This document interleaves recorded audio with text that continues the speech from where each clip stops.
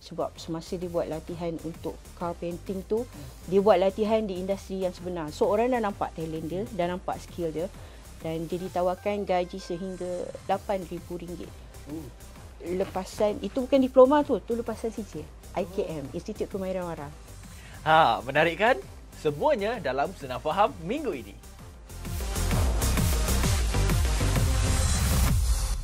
Hai, bertemu kembali dalam Senang Faham. Terima kasih kerana setia menemani kita untuk setiap minggu untuk rancangan ini, untuk kita fahamkan apa yang selama ni kita tak faham. Dan minggu ini, hari ini, waktu ini, kita nak bercakap berkenaan dengan TVET yang katanya tak ada masa depan. Budak kelas belakang je yang ambil. Betul ke? Tapi kenapa sebenarnya mereka yang dalam bidang TVET ni sebenarnya sangat berjaya kalau mereka buat dengan betul, peluang yang baik, gaji yang lumayan. Saya bersama dengan Puan Nur Aisyah Zainuddin, pegawai latihan vocational. Apa khabar, Rodon? Sihat, Alhamdulillah, Rodon. Sihat? Sihat, Wi? Sihat, Alhamdulillah. Kenapa saya mula Rodon? Sebab saya tahu Puan Aisyah ni dia nomad sikit kan. Dia dapat lahir dekat Sarawak, besar kat Penang, kat Pahang, semua ada macam-macam tempat. Apa khabar? Apa pun dekat mana, topik hari ni sangat penting. Betul. Tadi saya dah mulakan, ramai yang kata, saya bacalah, TVET ni budak kelas belakang je ambil. Nampak tak cemerlang je, aku ambil kemahiran. Tapi sebenarnya, saya rasa itu satu salah faham yang perlu dibetulkan, Puan. Betul. Itu adalah satu salah faham yang sangat besar sebenarnya. Okey. Kalau zaman waktu-waktu sebelum ni sentiasa didoktrinkanlah, disebut di mindset tu, kalau di kelas-kelas belakang, SPM tak cemerlang, disuruhlah masuk ke dalam program latihan kemahiran ni. Tapi sekarang tak lagi lah.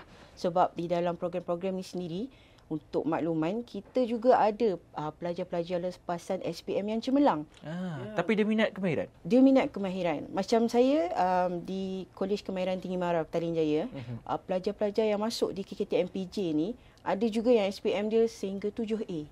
7A. Hebat. Pilih program Diploma Elektronik Engineering Internet of Things di KKT MPJ. Belum IoT. lagi di pusat-pusat lain.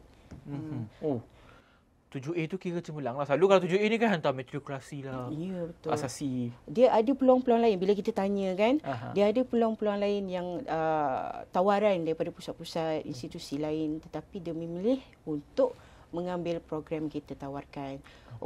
Bagi dia, sebab program di KTMPJ ni sekarang dia mengikut peredaran semasa IoT. Jadi dia nak explore bidang yang baru tu. Ini yang paling terkini lah, IoT tu. Ini yang paling terkini, IoT program. Internet of Things. Internet of Ini Things. berkaitan dengan AI juga ni. Ada, boleh direlatekan juga dengan AI. Tapi dia adalah satu sistem yang mana kita boleh mengawal dan memantau daripada jarak jauh lah.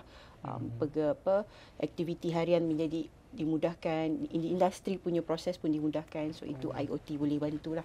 Okey, cantik Puan. Saya nak travel back time sikit kan. Kenapa dulu orang cakap macam ini kelas belakang, tapi sekarang saya lihat macam lebih terbuka, ibu bapa lebih terbuka nak hantar anak untuk dapatkan kemahiran. Ke ada yang saya tak nampak masa depan yang cerah untuk TVET ni sebenarnya? TVET sekarang dah bukan macam dulu lagi. In fact, kalau kita tengok pun kerajaan sendiri sekarang pelbagai perancangan dan dimensionkan perkataan TVET tu, dan di Mara sendiri kita ada satu bahagian yang khusus untuk kemahiran dan teknikal ni, nama dia bahagian kemahiran dan teknikal lah, BKT, dan kita membawa jenama TVET Mara. TVET Mara. Dan kita punya fokus ataupun kita punya aim adalah untuk menghasilkan graduan ataupun talent yang betul-betul boleh buat kerja hands on. Bukan sekadar boleh cerita je. Kita patut buat macam ni, patut buat macam ni. Tak, dia kurang bercakap, tapi teoretikal perlu adalah. Tapi dalam masa sama tangan kaki semua bergerak, cakap, boleh melakukan pekerjaan dalam bidang masing-masing. Contoh yang paling demand sekarang, paling ramai permintaan. Yang paling banyak, bukan paling ramai, paling banyak permintaan. Paling banyak permintaan kita ada oil and gas ada, elektronik ada, kita ada dalam pembuatan, dalam otomotif. Jadi mudah kata semua bidang kemahiran tu menjadi demand sekarang lah.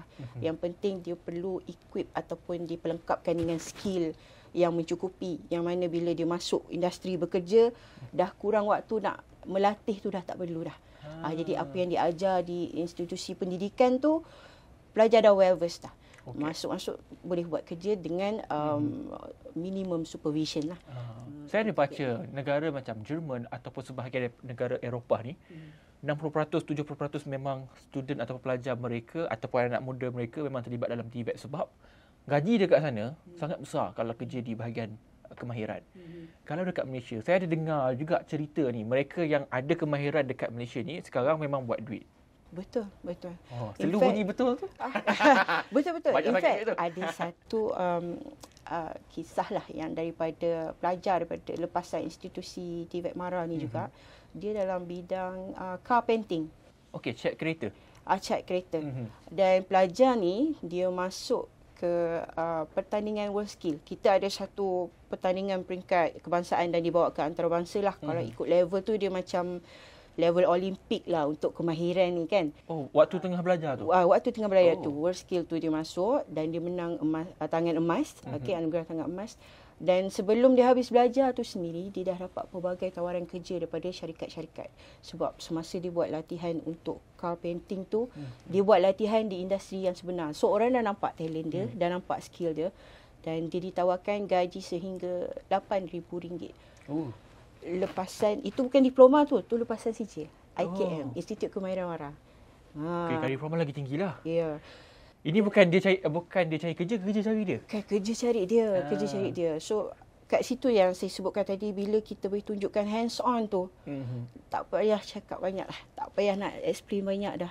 Dia punya background dan dia punya experience tu dah menceritakan segalanya. In fact, di KKTMPJ sendiri, walaupun program baharulah kita boleh panggil program baru 2019 kita establish, ada pelajar KKTMPJ yang belajar tentang mobile app development. Dan dia buat latihan industri di satu company mobile app, company yang memang bangunkan mobile app dan web. Pelajar ni selepas daripada latihan tu, dia ditawarkan untuk siapkan satu projek mobile app ni. Dan dia dibayar sehingga RM6,000. Tapi pelajar ni selepas tu dia tak sambung bekerja lah, sebab dia memilih untuk sambung belajar ke peringkat degree. So TVET ni juga, kita tak kata bila dia dah habis belajar dia terus bekerja. Dia juga ada peluang dan laluan lain. Dia ada tiga laluan.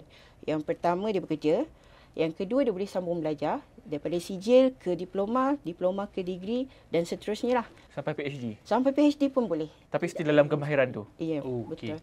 Dan yang ketiga, dia boleh bila dah ada skill, dah tahu, kita pun ada terap elemen keusahawanan dalam silibus kita kan. So dia boleh bawa diri sebagai usahawan lah, atau kita panggil sebagai technopreneur di luar sana. So itu menariknya kemahiran dan TVET. Pembangunan apps pun bawah ni sekarang, bawah TVET juga? Pembangunan apps pun kita dah masukkan bawah TVET dah sekarang. So dia kalau dia merupakan satu kursus yang ditawarkan di KKTMPJ lah. Yang baru establish tadi tu? Yang baru establish tadi. Sebab kita nak mengikut trend semasa, teknologi sekarang, IR 4.0 and so on, IoT semua. So daripada basic elektronik itu, kita upgrade lagi dengan sains komputer punya elemen, skill, dan menjadikan dia lebih luas peluang pekerjaan dia. Sebab dia bukan saja boleh ke elektronik, dia juga boleh pergi ke bahagian sains komputer macam tadi, web development, database, mobile app, dan lain-lain lagi lah. Cabang dah makin luas. Tapi ramai juga yang overlook ataupun terlepas pandang sebenarnya penonton dekat rumah. Kos untuk belajar dalam bidang TVET ni sangat rendah sebenarnya. Berbanding kos belajar secara kat universiti, kos tinggi. 4-5 tahun belajar, kadang-kadang keluar tak dapat kerja. Betul. Ini ramai yang terlepas pandang ni, Puan. Okey. So saya cerita yang dari TVET Mara ni sendirilah. Di program diploma dan sijil ni, kita sebenarnya bawah yang BKT saya cakap tadi, kita ada 2 institusi main untuk 3 institusi utama untuk BKT ni. Institut Kemahiran Mara, IKM, Kolej Kemahiran Tinggi Mara, KKTM, dan juga Mara Japan Industrial Institute, MJII. So untuk ketiga program ni, yuran pengajian ditanggung oleh Mara. Dapat allowance lagi kan? Dapat allowance lagi. Bulanan. Okey. So macam CJ RM200, diploma RM300 bulanan. Dan syarat dia habiskan belajar saja. Kalau habiskan belajar tu ibarat dah habis belajar, tak perlu bayar 1 sen pun. Tamatkan pengajian. Kalau saya ada degree sekarang, boleh ke saya ambil kemahiran? Kalau saya mewakili mereka yang dengar ni, nak faham kan? Boleh ke sebenarnya? Kalau ada degree, nak ambil kemahiran. Kemahiran bangun apps tadi. Boleh. Kita dalam perancangan lah kalau ada rezeki insya-Allah untuk kita wujudkan micro course. Kursus jangka pendek. Yang mungkin kita boleh provide. So kat situ kita boleh bila dah selesai kita akan acknowledge-kan kemahiran yang dia ada. Jadi itu antara perancangan di masa hadapan untuk mobile app ni sendirilah. Tetapi di sebahagian institusi IPMA ni institusi pengajian MARA. Ada juga yang dah tersedia dah pun kursus-kursus jangka pendek tu yang boleh diambil sekali dengan certified. Okey. Ni soalan biasa saya tanyalah. Kalau bidang kemahiran ni, kalau pengalaman puan sendirilah sepanjang 8 tahun. Lama juga sebenarnya 8 tahun ni. Dia lelaki ke perempuan ramai yang minat bidang ni? Okey. Kita tak boleh nak nafikan lah kalau ikutkan kebanyakannya memang lelaki yang mendominasi lah. Tetapi kita tak pernah keputusan nak kata ketandusan tu tak juga. Tak pernah putus. Tak pernah putus permohonan daripada pelajar wanita. Jadi sentiasa ada pelajar wanita, ada juga pelajar lelaki. Okey, tadi kita kata pasal mereka yang selalu lepas SPM untuk ambil bidang sijil, kemahiran semua tu. Berapa umur yang maksimum boleh masuk? Okey, untuk program di TVET MARA ni maksimum umur yang dia boleh masuk belajar adalah 40 tahun. So range dia daripada 17 sehingga ke 40 tahun. Dan dia boleh mendaftar di mana-mana institusi. Kita ada 14 IKM di seluruh Malaysia dalam pelbagai bidang. Kita ada 10 KKTM dan kita ada sebuah MJI lah di Branang. Okey. Tadi puan kata mereka yang dalam bidang ni tak cakap banyak tapi kerja jalan. Okey, satu isu yang berlaku adalah mereka dalam bidang kemahiran ni kadang-kadang dikatakan tak ada skill ataupun kemahiran untuk soft skill bercakap ataupun berucap ataupun conversation. Adakah isu ni diselesaikan di peringkat pengajian? Ada. Kalau di kolej tu kita sebenarnya kebiasaannya ada dua jabatan. Satu jabatan teknikal. Teknikal ni dia ada banyaklah ikut program-program bagi sesebuah pusat. Dan satu lagi kita ada jabatan pengajian am. Yang mana jabatan pengajian am balance lah, seimbang. Balance dia ada keagamaan, dia ada keusahawanan, matematik dan bahasa Inggeris. Jadi soft skill yang Hafiz sebut tadi tu kita ada cater juga di dalam PDP. Kita nampak seimbang lah. Tak ada isu lah lepas ni. Okey. Baik puan, last advice lah kepada ibu bapa lah terutamanya yang mungkin ragu-ragu lagi, masih tak faham lagi. Inilah peluang untuk puan ajak ramai lagi. Katanya PJ paling sikit, paling comel pelajar dia. Mungkin boleh ramaikan lagi. Okey.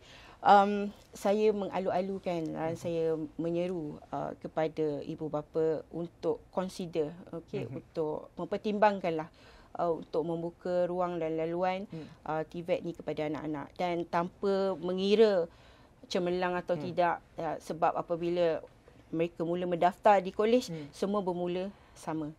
Semua bermula sama untuk mendapatkan CJ ataupun diploma.